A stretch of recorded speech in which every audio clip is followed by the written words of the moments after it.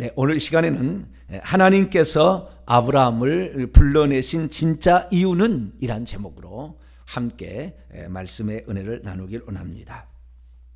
오늘도 거룩한 주일을 맞아 주님을 예배로 나온 우리 현장 예배 성도들과 또 온라인으로 예배드리는 전 세계 또 전국 각지 예배드리는 모든 성도들을 축복하고 사랑합니다. 하나님의 말씀이 이제는 어디에나 전파될 수 있는 시대가 되었습니다. 예전에는 지역적 한계로 그 교회만, 그 성도만, 그 지역에, 그 장소에만 있어야 예배할 수 있었는데 이제는 정말 영과 진리로만 예배하면 예배할 수 있는 시대가 되었는데, 물론 그렇다고 뭐 집에서 앉아서 예배 드리라고 그걸 권한다는 건 아닙니다.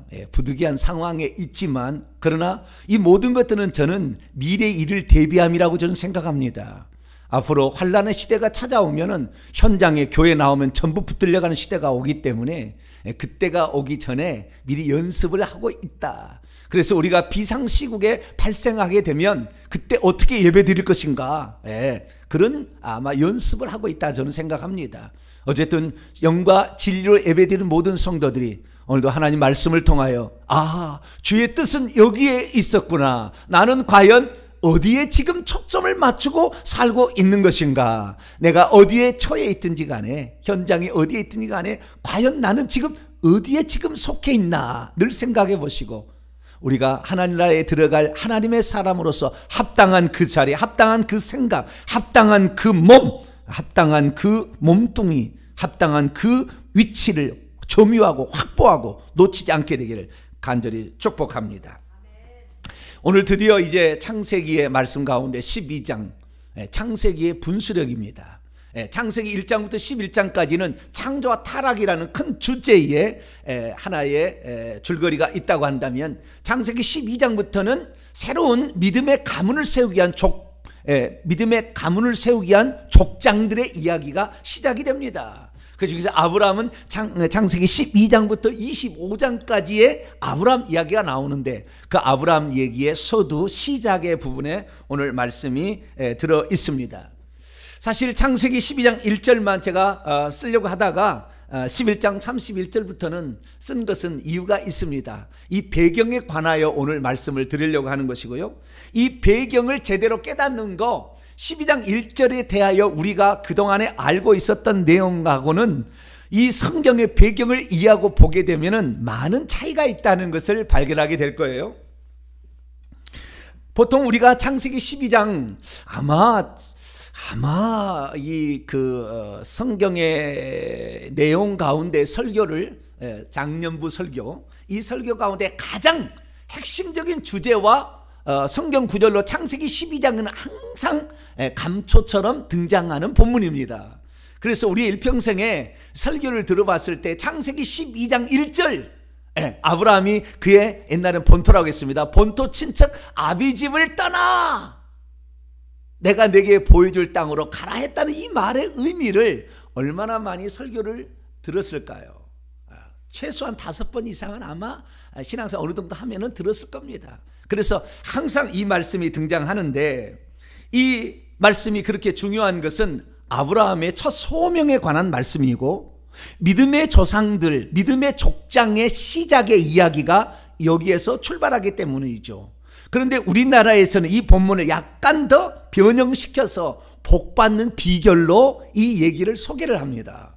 우리나라 사람은 복이라면 그냥 환장을 합니다. 그래서 복을 받아야죠. 자손에 막 복이 나오고, 막 땅에 복이 나오고, 막 민족이 막 큰 나라가 되고, 막 크게 된다, 막 와 이게 복이다, 막 이렇게 생각하는 거예요. 그래서 이 본문은 아주 특별히 한국 사람이 더 좋아하는 아주 중요한 이 복의 말씀, 이 말씀으로 우리가 기억되고 있습니다. 그런데 이 말씀에 이제 그 주제를 가지고 설명을 할 때 보통 어떻게 설명하느냐, 떠났다라는 말에 초점을 많이 맞춥니다. 왜냐하면 개역 성경에 그렇게 나와 있기 때문에 그러겠죠. 여호와께서 아브라함에게 이르시되, 창세기 12장 1절입니다. 너는 너의 고향 본토와 친척 친족과 아버지의 집을 떠나 내가 내게 보여줄 땅으로 가라. 여기 떠난다는 말, depart from이죠. 떠난다는 말에 그냥 딱 마음에 딱 꽂혀요. 그래, 떠나야지. 우리가 세상에 미련을 갖지 말고 하나님을 믿고 우리가 가야지. 하나님이 우리의 복이야. 막 이렇게 얘기를 하니까 떠난다는 말에 포커스가 딱 들어갑니다. 근데 이게 얼마나 오해된 말일까? 왜냐하면 성경에는 떠나라는 말이 없거든요. 히브리어 원문에는. 그러니까 우리가 그냥 한글 성경을 너무 좋아해요. 뭐 한글 성경이 보통 사람들 어떻게 생각합니까?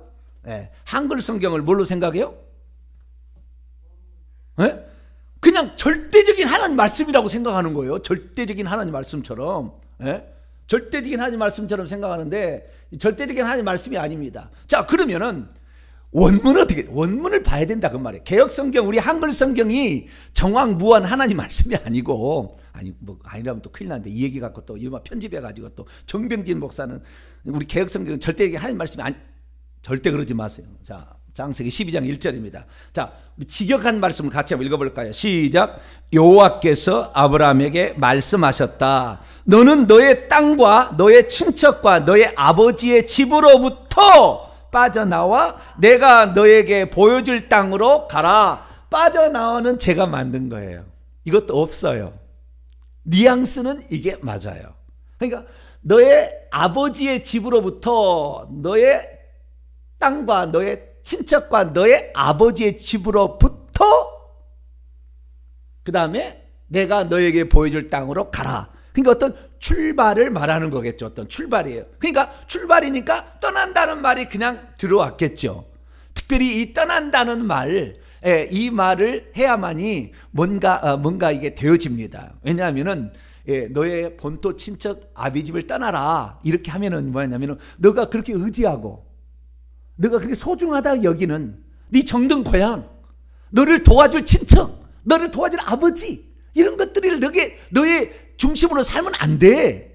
물질적인 세상적인 거, 육체적인 것을 따라가면 안 되고 우리가 영적인 하나님 것을 따라가야 돼. 그래서 떠나야 된다라는 말로 연결을 시키는 거죠. 그러니까 이 말이 100% 틀린 말은 아닙니다. 100% 틀린 말이 아닌데 포커스는 거기에 있지 않다는 것이 중요해요. 원문에는 그런 뜻이 아니라는 게 중요해요. 그런데 그렇게 설명을 해서 좌우지간 하나님만을 의지하면 내가 복을 받을 것이라는 것으로 이렇게 이제 설교를 해나가고 이렇게 몰아가는 거죠. 그러면 뭐 틀린 말은 아니잖아요. 우리가 하나님을 붙잡아야 되고 하나님을 따라가야 되고 하나님 말씀을 쫓아가야 된다. 엄청 맞는 말이죠. 그래서 이렇게 따라가지만 사실은 그게 아니라는 거예요. 그러면 떠난다는 것과 제가 아까 말씀한 거 뭡니까? 빠져나온다. 이 두 가지 뉘앙스의 차이는 뭘까요? 빠져나온다는 것은 제가 만드는 말입니다. 그런데 그렇게 해석해야 될 말이 떠난다는 말이 아니라 빠져나왔다고 얘기해야 될 말인데 다른 쪽에 보면은 이 말이 아브라함 얘기 한 번 나온 게 아니에요. 계속 이스라엘 민족 가운데 나오는 이야기이기 때문에 계속 이렇게 우리 번역을 한 사람들은 떠났다고 얘기를 하는데 원래는 거기로부터 나왔다고 해야 돼요. 그러면 거기서부터 나왔다는 것은 빠져나왔다는 거잖아요. 자, 생각해 보십시다. 이스라엘 민족이 애굽 땅에서 떠나온 겁니까? 빠져나온 겁니까? 한번 생각해 보시라고요. 이스라엘 민족 장정만 60만 200만 명이 애굽 생활 430년을 청산하고 애굽 땅에서 빠져나온 거예요? 아니면 떠나온 겁니까? 떠나왔다는 것은 나오기 싫은데 하나님이 나오라고 하니까 싫지만 순종하는 마음으로 했다는 것이 떠났다는 말이라고요. 떠났다는 말은 그런 뉘앙스가 있는 것이고 빠져나왔다는 것은 어떤 겁니까? 그날 애굽 땅에서 이스라엘 민족이 빠져나온 게 뭐예요? 무교병, 그냥 막 빨리 도망쳐 나오듯이 나온 거예요. 그래서 아직 반죽에서 이것이 부풀지도 아니하는 무교병을 들고 들쳐매고 막 나왔다 이런 말을 하잖아요. 그러니까 그게 빠져나오듯이 빠져나온 거예요. 그러니까 빠져나왔다는 거하고 그 다음에 떠났다는 말은 상당히 뉘앙스의 차이가 있는 것이죠. 그래서 지금까지 떠났다는 말을 가지고 설교를 만듭니다. 그래서 이렇게 말하는 것이죠. 내가 과거에 의지했고 사랑했고 떠날 수 없었고 그리고 꼭 붙잡고 있었던 것을 다 내려놓고 내려놓음이라는 설교도 있어요. 내려놓고 포기하고 이제는 하나님만 바라보고 하나님께서 주실 것을 바라보라 라는 설교를 해왔던 겁니다. 그래서 우리는 그 설교의 일숙에 있고 당연히 그런 것처럼 생각을 하고 있지만 하나님께서는 아브라함에게 빠져나오라고 한 것이었어요. 왜냐하면은 내가 내게 보여줄 땅, 그게 얘기도 안 해요. 어디라고 얘기도 안 했습니다. 지금 빠져나오는 게 중요하지 어디로 가는 게 중요한 게 아니에요. 정확히 얘기하자면. 그런데 많은 사람은 자기가 갈 바도 알지 못하고 가는 아브라함 믿음이 좋다 이렇게 얘기하는데 믿음이 아주 없어요. 나중에 보면은 별로 믿음이 없어요. 하나님께서 어쩌면 강제로 끌어낸 것처럼 해서 그냥 순종한 거예요. 그러니까 우리가 이 본문을 바라보게 될 때 성경이 있는 그대로를 바라봐야 되는데 그러지 못하는 거죠. 저는 그래서요, 이 본문 말씀을 성경 원문을, 히브리어 원문을 보고 그 다음에 하나님께서 이 본문의 의도를 따라서 어떻게 해석을 하는 것이 옳은가를 고민을 많이 했습니다. 특별히 저는 하나님께서 이 시대 가운데 회개와 천국 복음을 전하라 라고 하나님이 특별히 사명을 주셨어요. 불어주셨어요. 그래서 그 일을 하라고 했기 때문에 저는 목에 칼이 들어도 죽을 때까지 이거 아마 할 겁니다. 이것이 저의 사명이고 제가 받을 면류관이기 때문에. 그래서 저는 이 모든 구원도 결국에 회개 없이는 천국에 못 들어가고 저주도 회개 없이는 해방될 수 없다라는 말을 그렇게 강조하고 지금까지 말씀을 선포해 오고 있는 것입니다. 특별히 작년 6월 달부터는 저주로부터 해방되기 위해서라도 우리는 회개를 해야 된다는 말씀을 그렇게 제가 줄곧 집중하여 말씀을 드리고 있습니다. 그 작년 6월 달부터 올 지금 4월 달까지의 그 드린 말씀의 핵심은 이겁니다. 한번 시작된 저주는 누군가가 그 벌을 받기까지는 그 저주는 계속해서 남아있고, 뿐만 아니라 회개라는 것을 하지 않는다고 한다면 그 죄는 계속해서 자손에게 유전된다. 그 죄가 아니라 그 죄의 결과가 자손에게 유전된다. 그렇기 때문에 반드시 회개를 해서 누군가에게 것을 끝마쳐 줄 사람이 필요하다. 이 얘기가 바로 작년부터 지금까지 했던 얘기의 핵심 포인트입니다. 특별히 요즘 제가 새벽마다 창세기 강의를 하게 되는데요. 창세기 강의는 그래서 오늘 이제 다음 시간에 봅니다. 저주 이야기도 하고 복저주가, 그 다음 2절 3절은 복저주예요. 주제가 복저주. 근데 이 저주의 문제가 나오는데 이 저주의 문제가 우리는 성경을 통해서 창세기 강의를 통해 살펴봤어요. 아담이 하나님의 말씀에 불순종함으로 저주가 시작이 됩니다. 그래서 창세기 6장에 가면 걷잡을 수 없는 타락으로 갔기 때문에 그 벌을 누군가가 받아야 되는 거예요. 가인이 뭐 살인하지 말라는 말은 하나님 말씀 안 했기 때문에 막 살인했어요. 그래서 다음부터는 하지 말라는 말을 집어넣는 거예요, 하나님이. 그래서 막 타락을 하는데 걷잡을 수 없는데 그 벌을 누군가 받아야 될 거 아닙니까? 그렇기 때문에 그 벌로 당시에 70억이라는 인구를 노아의 홍수로 다 쓸어서 죽여버린 것입니다. 왜? 벌을 받아야 되니까, 누군가가. 회개치 않으니 하니까. 그래서 저는 노아의 홍수로 이제 모든 죄값을 치렀으니까 노아는 정신을 차리고 노아의 아들들도 정신을 차려서 하나님 말씀대로 잘 살아가겠지, 그렇게 생각을 했는데 아니나 다를까 노아도 술 먹고, 술 주정한다면 좀 제가 비하적인 표현이니까, 술 먹고 벌거벗었다. 그 다음에 함이 그것을 아버지를 보고 수치를 저렇게 드러냈다고 막 동네방네 소문을 냈다. 벌써 이 남을 무시하고 깔보고 아버지의 권위를 업신여기는, 부모에게 불효하는 자식의 모습이 거기서부터 출현하게 되고, 자기가 600년 동안 잘 살았다고 할지라도 600년 동안 잘 살았다 할지라도 한순간에 무너질 수 있다는 거, 넘어질 수 있다는 것을 노아가 생각지 못한 어리석음이 인간이 거기에 있다는 거죠. 그래서 다시 노아와 노아의 아들에 의해서 또 죄가 시작이 되었으니 그 죄값을 누군가는 또 받아야 되지 않겠습니까? 노아는 아담의 10대 손인데 다시 아담의 20대 손, 노아의 10대 손인 아브라함이 20대로 10대 손인데 10대 손이 되자 세상의 죄악이 관영했습니다. 아니, 이번에는 세상 사람들이 손을 들고 아예 거역에 기치를 높이 들고 탑을 쌓으며 하늘을 향하여 화살을 쏘며 대항하는 시점까지 이르르고 말았어요. 그 주동자는 바로 니무롯이라는 사람인데요.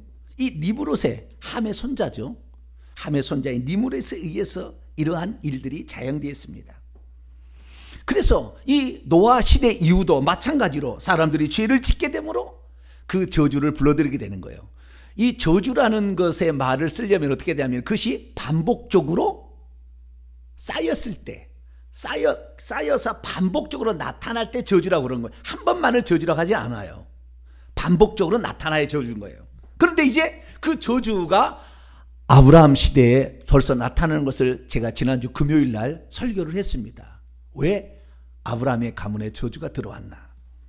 그것은 그 설교를 참조하시기 바라고요. 어쨌든 이 저주가 셈의 가문에도 들어와서 셈의 가문도 이제 완전히 세상과 똑같은 타락, 니므롯의 그런 세상의 풍조를 따라서 가고 있었어요. 왜? 아브라함의 아버지가 갈대아 우르에서 영락없이 시날 땅에서 니므롯의 그 길을 쫓아갔고, 특별히 야살의 책이라는 책, 야살의 책은 여호수아 10장에 보면은 여호수아가 아모리 족속을 무찌르게 될 때 해는 아얄롤 골짜기, 기브온 골짜기, 다른 아얄론 골짜기에 머물러 있더니 해가 중천에 머물러 있다는 사실이 야살에 기록되지 않았느냐, 야살의 책에 기록되지 않았느냐. 그러니까 이 성경 말씀 말고 계속 이게 기록되어 있는 게 있었다는 거예요.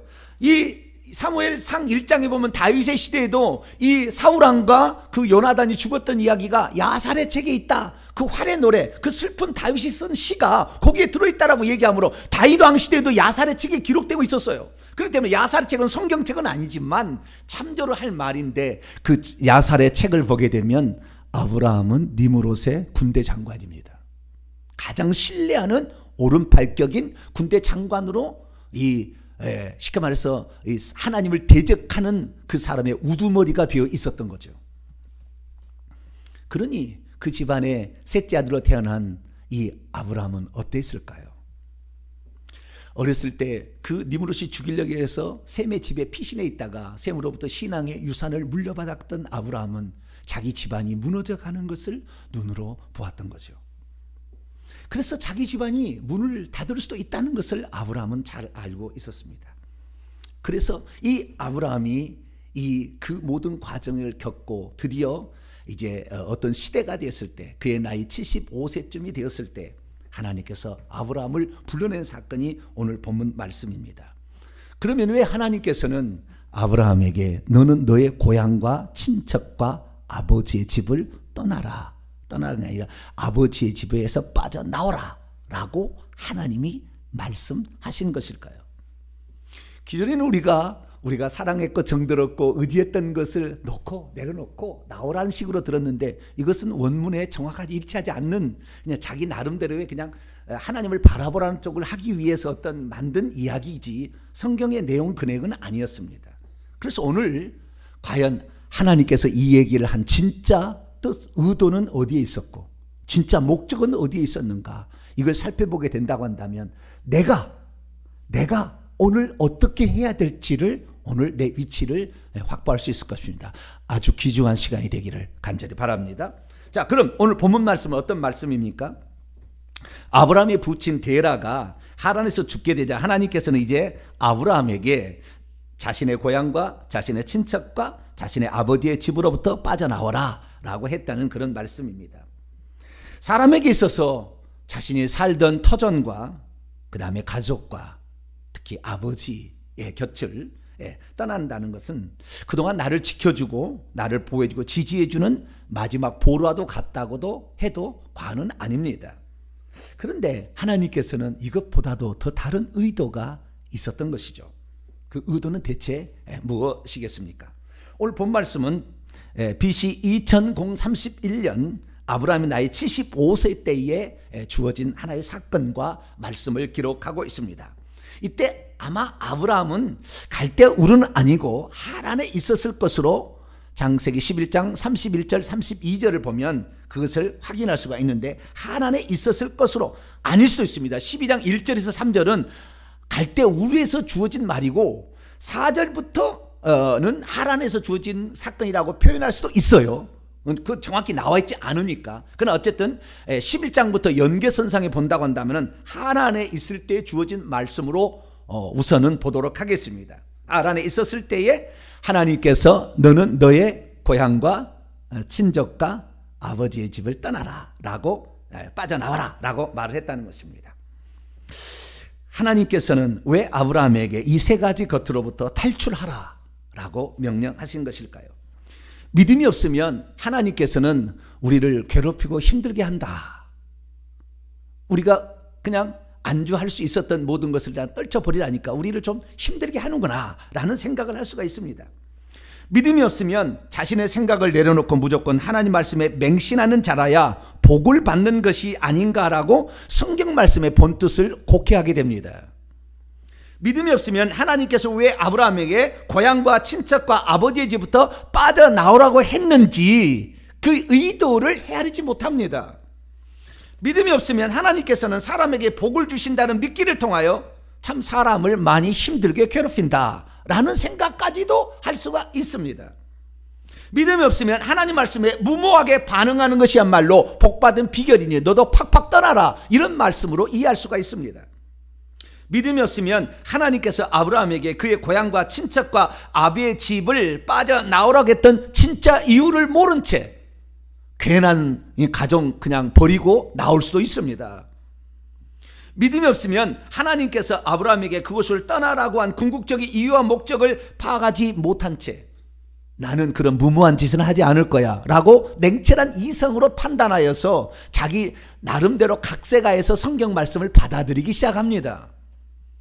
이것은 하나님의 의도를 모르는 집을 떠나는 게 중요한 게 아니었거든요. 그게 아니었는데 지금 그렇게 잘못 알고 있는 거죠. 그냥 하나님의 정확한 의도를 알지 못하니까 곡해야 되는 내용입니다. 그러므로 저와 우리 성도들은 믿음으로 하나님께서 왜 이런 말씀을 주셨는가 그 목적과 의도를 정확히 헤아린 채 우리가 하나님의 말씀에 순종할 수 있는 복된 성도가 되기를 축원합니다. 자, 그러면 우리가 이 본문을 이해하기 위해서 한 가지만 먼저 서론격으로 조금 더 말씀을 드리려고 합니다. 우리가 오늘 이 본문을 제대로 이해하기 위해서는 우리가 이해하고 넘어갈 할 것이 하나 있는데 그것은 하나님의 뜻이 어떻게 계시되는가라는 것입니다. 하나님의 뜻은 단번에 한 번에 주어질까요? 아니면은 그가 순종하는 여부에 따라서 점차적으로 단계적으로 주어질까요? 많은 사람들이 이 창세기 12장만 가지고 설교를 합니다. 이것은 하나님께서 당신의 뜻을 계시하는 첫 출발에 불과하는 것이고 이것은 진짜를 위한 돌다리에 불과한데도 불구하고 이것 자체로 설교를 만들어내버립니다. 그렇기 때문에 하나님의 본 의도하고 상관없는 설교를 만들어낼 수밖에 없어요. 왜냐하면 진짜의 뜻은 뒤에가 나오거든요. 순종 여부에 따라서 하나님께서 비로소 창세기 여기 보면 13장에 15장에 17장에 19장에 그 다음에 22장에 가서 이게 어느 정도 일단락이 되게 되는데 22장에 가야 비로소 하나님의 뜻이 완벽하게 계시됩니다. 아브라함을 너를 내가 왜 여기에 불러냈는지 그 이유에 대해 하나님 비로소 거기에 알려주는 거예요. 왜? 믿음의 분량이 되지 않은 사람이 하나님 뜻 알려줘봤다 순종도 안 할 것이고 그 의미가 모르기 때문에 전혀 모르니까 지금 당장 너에게 필요한 사항만 알려준다 그거죠. 그러니까 오늘 창세기 12장에 너는 뭐 복의 근원이 되고 막 아우 복의 근원 떠나기만 하면 복의 근원이 되는구나 막 너 마누라 너 필요 없어 뭐 막 예수님도 그 이제 막 갖다 붙이잖아요. 예수님도 너희 아버지와 어머니 뭐 아버지 어머니는 안 나옵니다 거기에. 예. 뭐 형이나 동생이나 뭐 가족이나 뭐 누구 버리게 되면은 뭐 전토를 100배나 받고 막 그 말씀을 갖다 붙여가지고 막 얘기하니까 오야 막 이혼 막 해야 되겠구나 막. 이혼하라고 주님 말씀하셨나요? 완전한 말씀의 오해죠. 계시라는 걸 정확히 알아야 돼요. 그리고 우리가 그 계시를 주시는 그 하나님께서 그 주시는 단계가 있다는 걸 아셔야 되고요. 그 다음에 그 계시의 끝을 알아야 되는 겁니다. 그래야 이 말씀에 그 중간 다리로서 어떤 역할을 하는지를 깨달을 수가 있는 거죠. 그런데 결론을 모르고 이 본문만을 가지고 하면은 막 복의 근원이 되고 막 너를 축복하는 자만 축복하고 너 건드리면 다 살 사람이 없어. 와 내가 아주 끝내주는구나 이렇게 생각하는 거예요. 믿음이요. 제가 찌질이라고 금요일날 얘기를 했는데 아브라함이 그렇게 나옵니다 나중에. 아니에요. 그렇게 뭐 믿음이 뭐 충만한 그런 사람은 아니에요. 하나님께서 처음부터 야 너 나 따라오면 힘들걸. 그러니까 아주 그냥 고생이 아주 그냥 앞길에 그냥 잘 흐른다. 그래도 원래 그렇게 얘기하겠습니까? 너는 나를 따르면 복을 받을 거야. 이렇게 얘기하는 게 좋을까요? 한번 생각해 보시라고. 여러분이 하나님이라면. 그러니까 지금 이 본문의 이 창세기 12장 1절에서 3절 이제 계속 나가겠지만 이 말씀을 하나님께서 주실 때에 이것은 계시의 징검다리로 앞부분 서론에 불과하다는 것입니다. 그래서 이것의 결론을 정확히 알고 이 본문에 여기에서의 필요한 요점을 추려낼 수 있어야 우리가 비로소 그 말씀을 주신 하나님의 의도를 알아차릴 수 있다는 것이죠. 자, 그러면 이 창세기 12장에서는요, 12장에서는 너가 복이 되고 너로 말미암아 세상 모든 민족이 너로 맨날 얘기하고 있는데 결론은 어떻게 나오는지 아십니까? 자, 창세기 12장의 말씀을 봅니다. 12장 16, 18절 여기는 결론이에요. 계시의 결론이에요. 계시가 여기에 끝납니다. 계시가 이대로 계시는 안 나와요. 나머지 삶이 나오는 거지. 계시의 결론은 이겁니다. 이르시되 여호와께서 이르시기를, 천사가 말하는 겁니다. 내가 나를 가리켜 맹세하노니 내가 이같이 행하여 내 아들, 하나님의 입장에서 말하는 겁니다. 내 아들 내 독자 이삭도 아끼지 아니하였으니, 모리아산에서 제단에 바쳤거든요. 내가 내게 큰 복을 주고 그 다음 내 씨가 제라, 시드죠. SEED, 후손이 아니에요.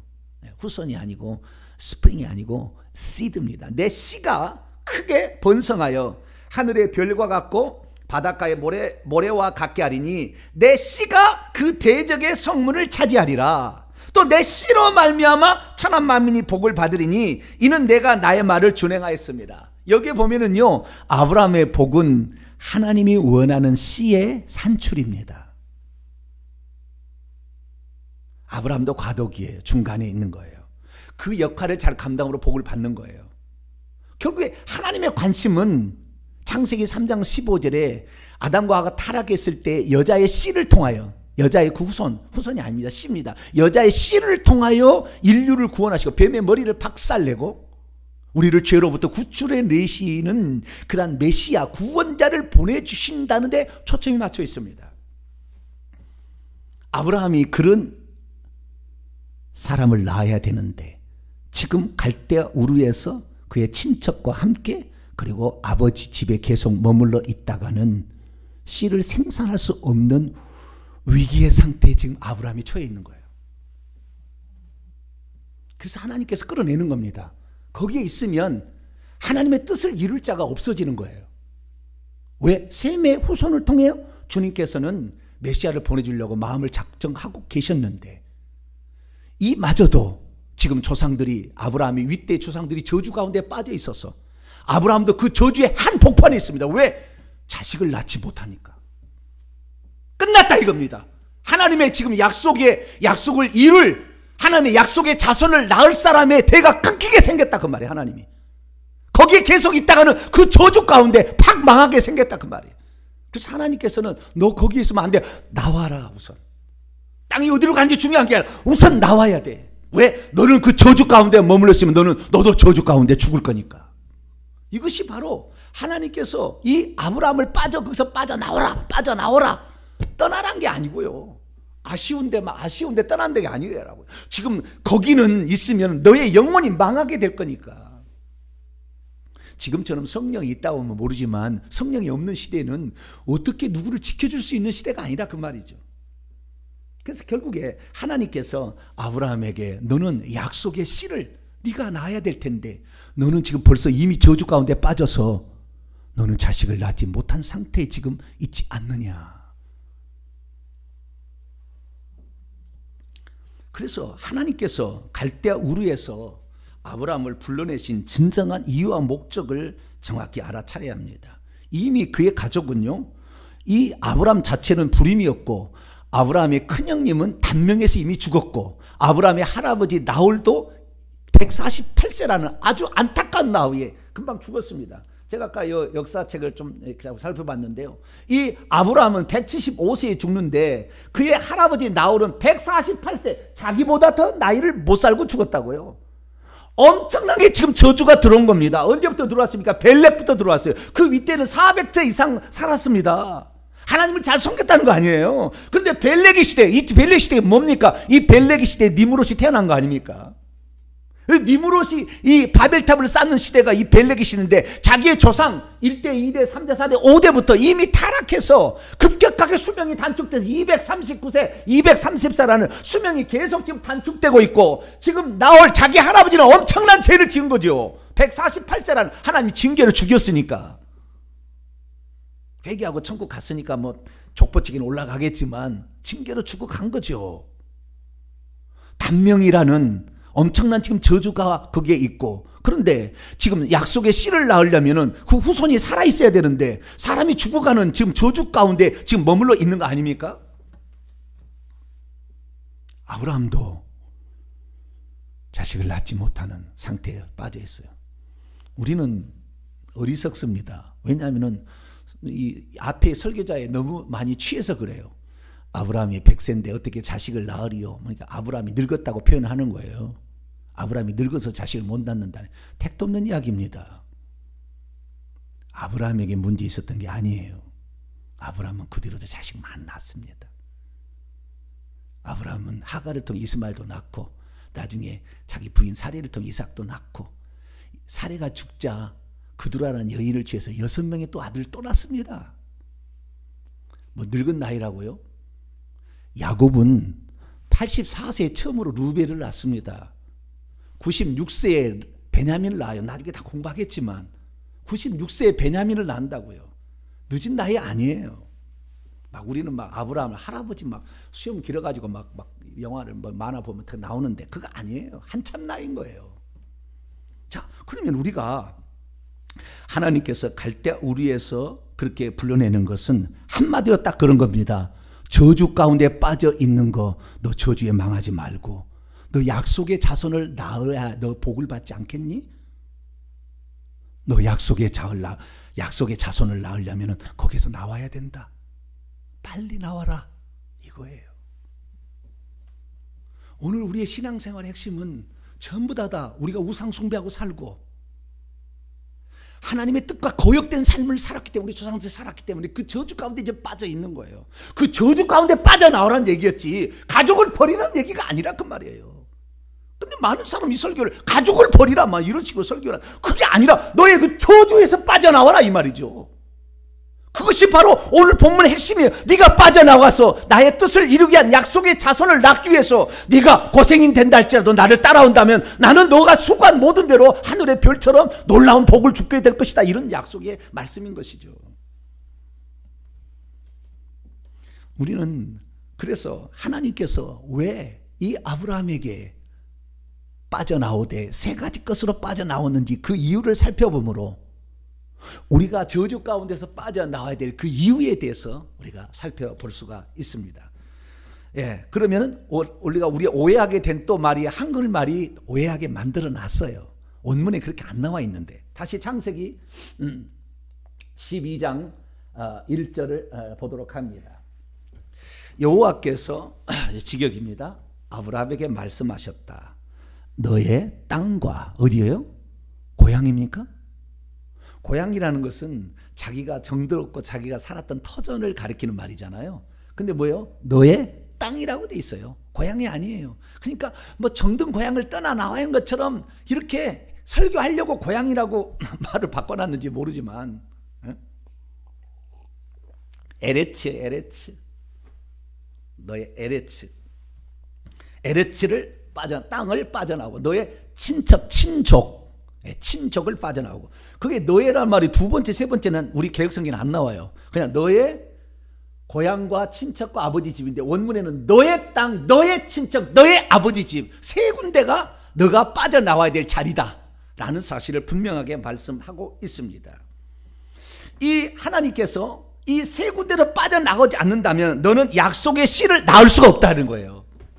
너는 복이 될 수가 없다는 거죠. 너는 하나님의 뜻을 이루어야 복인데 너가 거기에 계속 남아있어서는 안 된다는 거죠. 이걸 다시 한번 제가 소개한다면, 내가 거기에 계속 머물러 있는다고 한다면 너는 너의 가문에 드려진 저주 가운데 있게 될 것이며, 그러면 너는 하나님의 뜻을 이룰 수 없는 사람이 되고 말 것이다. 아브라함아, 빨리 거기에서 빠져나와라. 이것이 바로 하나님께서 아브라함에게 주문한 말입니다. 그런데 그 빠져나와야 될 첫 번째 대상이 뭡니까? 너의 땅, 네가 지금 거주하고 있는 그 땅입니다. 너의 거주하는 땅이에요. 그럼 왜 그 거주하는 땅으로부터 빠져나오라 했습니까? 그 땅이 부패하였고 그 땅이 니무롯에 의해서 완전히 타락해서 하나님을 거역하는 사람들로 충만했고 거기에 달신 수많은 우상을 숭배하며 완전히 하나님부터 멀어져 갔기 때문에 네가 거기서 숨쉬기조차 어렵다. 너희 아버지도 우상 숭배 제조업자로 거기서 살고 있지 않느냐. 너가 그 땅에서 있어서는 결국에 약속의 자손을 낳을 수, 이미 너도 저주 가운데 들어갔기 때문에 자식을 낳을 수 없는 상태로 지금 되어 있지 않느냐. 그래서 그 하나님을 거역하는 그 저주받은 땅으로부터 너는 빨리 나와라, 이거죠. 그것이 첫 번째인 겁니다. 그러면 그 땅은 갈대아 우르일까요, 하란일까요? 오늘 본문 말씀에 보면은 12장 1절에서 3절까지 말씀을 어디에서 말했다는 말은 나오지는 않습니다. 4절에 이에 아브라함, 이에란 말이 원문에는 없어요.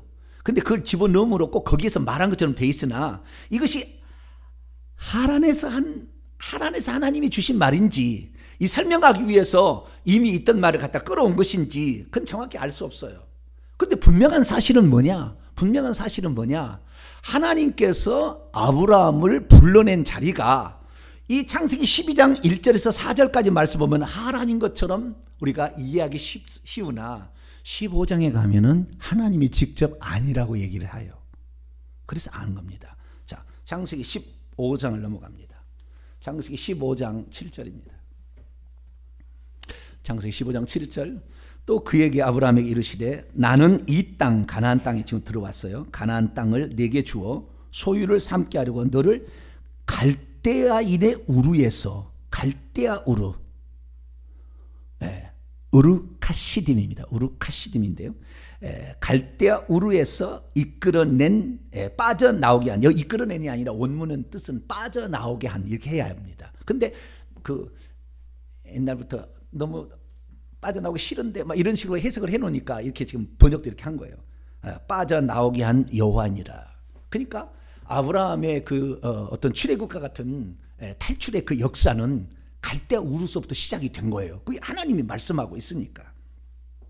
그런데 거기에 빠져나오라고 했는데 갈대아 우르에서 빠져나오라고 했잖아요. 그러면 너의 고향과 땅과 그 다음에 친족과 아버지 집을 떠나라고 했을 때 그럼 갈대아 우르에서는 갈대아 우르만 나오라고 했을까? 너는 거기서만 나오라고 했을까? 뭐라고 얘기했을까를 한번 생각해 봐야 되는데 여기서는 나오지 않아요. 그런데 감사하게도 성령의 영감을 받고 설교를 했던 스데반이라는 집사가 있어요. 초대교회. 그 스데반이 그 이스라엘 민족을 향하여 설교를 한 내용이 사도행전 7장에 기록되어 있는데 거기에 보면 이스라엘의 역사 그리고 아브라함의 족장의 시작부터 이스라엘의 역사를 아주 간략하게 잘 요약을 해놨는데 거기에 이런 말이 기록되어 있습니다. 사도행전 7장 2절에서 4절 보면 스데반이 이르되 여러분 부영들이여 들으소서 우리 조상 아브라함이 하란에 거주하기 전 메소포타미아에 있을 때에 하나님이 그에게 뭐요? 이르시되 너는 내 땅입니다. 원문에도 여기 헬라어도 땅으로 나와요. 개죠. 내 땅과 내 친족으로부터 떠나 밖으로 나오라. 그리고 내가 너에게 보여주고 있는 바 그 땅으로 오라 하시니 아브라함이 갈대인의 땅으로부터 빠져나온 뒤에 하란으로 거주하였다. 하란이 거주하고 아버지가 죽자 이제 거기를 떠나서 가나안 땅으로 갔다 이렇게 돼 있어요. 여기에 보게 되면은 그가 떠나온 장소가 내 고향, 내 땅이죠. 원문에는 땅으로 돼 있어요. 여기도 내 땅과 내 친족으로부터 떠나라. 근데 내 아비집으로부터 떠나라는 말이 나오지는 않아요. 여기에. 그러니까 하나님께서 갈대아 우르에 있을 때에 하나님 부를 때는 두 가지로부터 떠나라라고 말씀을 하시고 하란에 있을 때는 한 가지를 더 추가했었을 같다는 느낌이 듭니다. 자, 그러면 우선 이 지금 어디부터 빠져나온지 약간 지도를 설명을 좀 해드리겠습니다. 저 빨갛게 표현되는 것이 비옥한 초승달 지대라고 우리는 역사책에서 배웠어요. 이것을 메소포타미아라고 부릅니다. 메소포타미아라는 것은 뭐냐? 위에 티그리스 강과 아래 유프라테 강 사이의 땅을, 두 강 사이의 땅을 메소포타미아라고 하는데 메소포타미아라는 것은 헬라어예요. 헬라어. 메소란 말은 가운데란 말이에요. 사이라는 말이에요. 포타미아라는 것은 두 강이라는 말입니다. 그 두 강을 복수형입니다. 그래서 메소포타미아는 두 강 사이의 땅을 가리키는 말이에요. 그런데 이것을 히브리어 성경에는 메소포타미아라고 돼 있지 않고요, 아람 나하라임이라고 돼 있어요. 히브리어 성경은 아람 나하라임. 나하라임이라는 것은 나하르가 그 강인데요, 이것도 복수형이에요. 근데 쌍수입니다. 이스라엘은 복수가 두 가지인데 쌍수가 있고 두 개만 있는 게 있고 그 다음에 여럿이 있는 복수가 있는데 쌍수입니다. 그래서 두 강 사이에 있는 아람이라는 뜻입니다. 그래서 저 사이를 아람이라고도 옛날에 표현했다라고 잠깐 생각하시면 되겠고요. 자, 그러면 두 강 사이의 땅인데 그러면 갈대우르는 어디고 하란은 어디냐는 거죠. 자, 좀 더 제가 지도를 살펴보는데요. 갈대우르는 맨 오른쪽 아래입니다. 두 강 사이의 끝입니다. 두 강 사이의 끝, 페르시아만 꼭 그 꼭지점, 거기가 갈대우르입니다. 이게 두 강의 시작에서 끝 지점이 갈대우르고 여기서 약 970km 떨어진 직선거리로 970km, 약 1000km죠. 거기 떨어진 것이 하란이라는 곳입니다. 하란은 아주 먼 곳입니다. 아주 먼 것이에요. 거기에서 이제 가나안 땅으로 가는 거예요. 가나안 땅도 약 870km가 됩니다. 900km 가까이 돼요. 여기 갈대우르에서 하란이 더 멀어요. 여기에 지금 삼각형 구도인데요. 지금 어디로 가고 있느냐? 하란, 갈대우르에서 하란으로 가게 돼요. 그래서 이 두 지금 땅에서 이루어진 역사인데 하나님께서는 갈대우르라는 땅에서 그를 불러냈다는 거예요. 갈대우르는 뭐냐? 아까도 얘기했듯이 니무롯이 지배하고 있는 땅이에요. 그래서 그 땅으로부터 떠나라. 그 땅에서 넌 약속의 자손을 낳아서 이미 너에게 저주가 임했기 때문에 그 저주로부터 벗어나라 이거죠. 두 번째, 하나님께서는 그에게 그의 친족으로부터, 그의 친척으로부터 떠나라고 합니다. 아까도 얘기했습니다마는 그 두 강 사이의 땅을 아람이라고 얘기하는데 그 아람이라는 것이 누굽니까? 원래 아람은요, 이 셈이 낳은 다섯째 아들입니다. 셈이 엘람, 아수르, 아르박사르, 아람이라는 다섯째 아들을 낳았는데요. 이 다섯째 아들은 유야무야됩니다. 그래서 이 창세기 25장 20절을 보면 데라가 세 명의 아들을 낳아요. 하란과 나홀과 아브라함을 낳았죠. 둘째 아들이 나홀인데 그 나홀의 여덟째 아들이 부두엘입니다. 여덟째 아들이, 그 부두엘의 딸이 리브가예요. 그런데 이 부두엘이 누구냐? 부두엘 어떻게 설명하냐? 아람 족속이라고. 바단 아람, 아람의 고원이란 뜻입니다.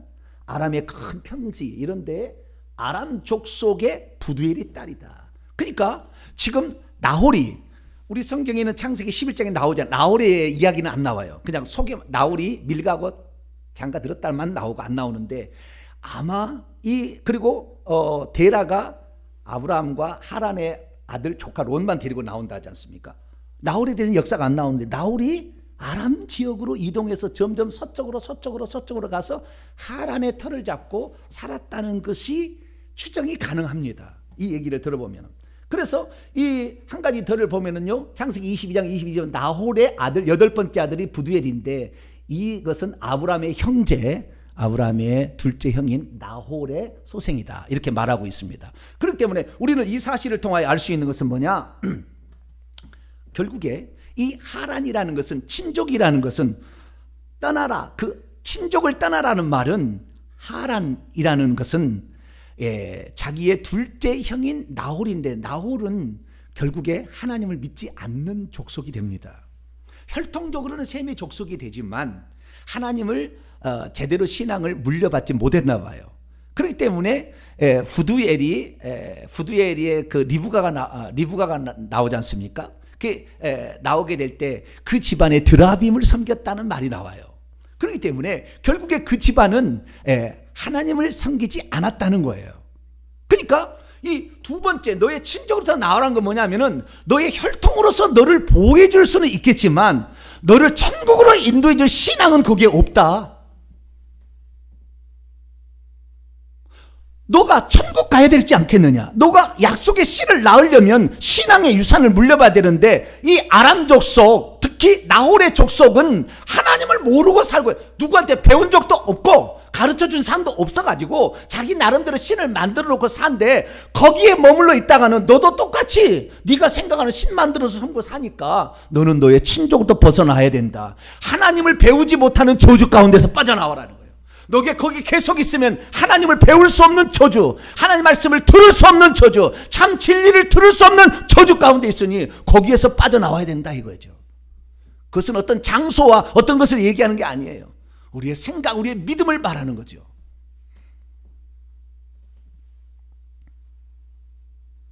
세 번째는 그의 아버지의 집으로부터 빠져나와라. 왜 아버지라고 하지 않냐고 아버지의 집이라고 했을까요? 그의 아버지의 집이 저주 가운데 이미 들어가 버렸다는 것이 창세기 11장의 역사적 교훈이기 때문에 그렇습니다. 그러니까 이 아버지의 집을 빠져나오는 것은 너의 가문에 드리워진 그 저주가 이미 시작되어서 너를 삼킬 것인데 왜? 회개치 않는 한 그 저주는 계속 반복적으로 나타나서 더 강력하게 역사한다면 너는 자식을 못 낳는 이미 저주 가운데 지금 들어갔어. 너가 만약에 거기 계속 있으면 너는 자식을 못 낳고 죽을 거다 이거죠. 그러면 하나님의 약속을 누가 이룰 거냐는 거죠. 하나님의 저주 가운데 현영은 죽었고 둘째는 하나님을 떠나서 혈통은 셈족이었지만 하나님을 떠나서 이방신을 섬기고 있는데 누가 지금 이 뜻을 이룰 거냐? 너밖에 지금 살 사람이 없는데 너가 아버지 집에 계속 있다고 한다면 아버지는 뭐하고 있느냐? 네 입으로 따라서 충성하고 있지 않느냐?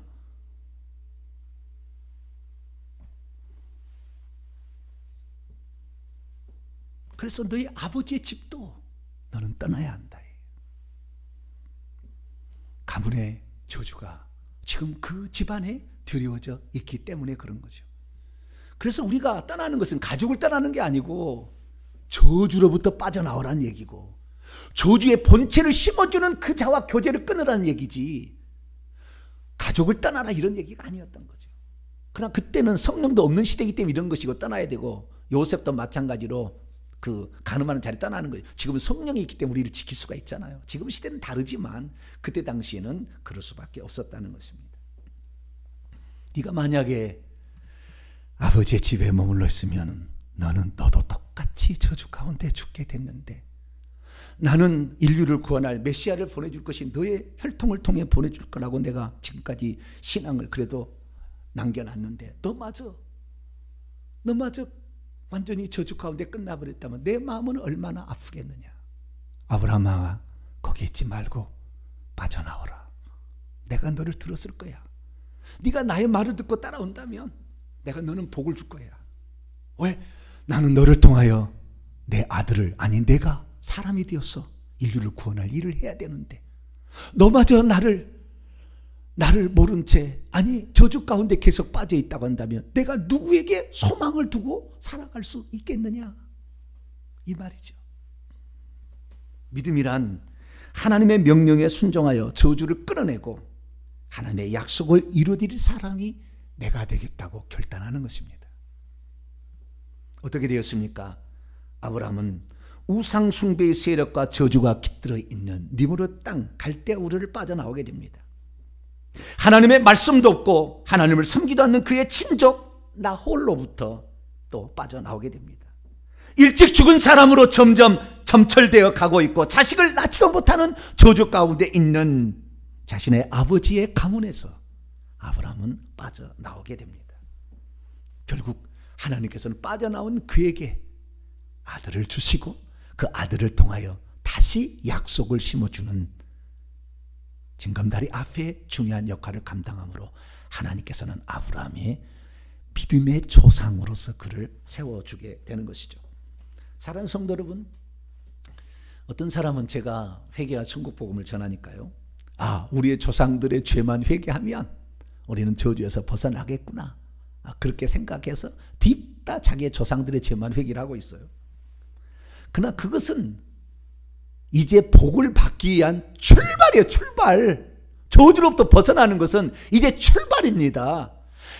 진짜 저주는 뭐냐? 하나님 말씀을 들을 수 없는 친족에 머물러 있는 게 저주인 거예요. 두 번째 저주는 하나님 말을 배울 수 없고 신앙의 유산을 물려받을 수 없는 그 참혹한 현장이 두 번째 저주요.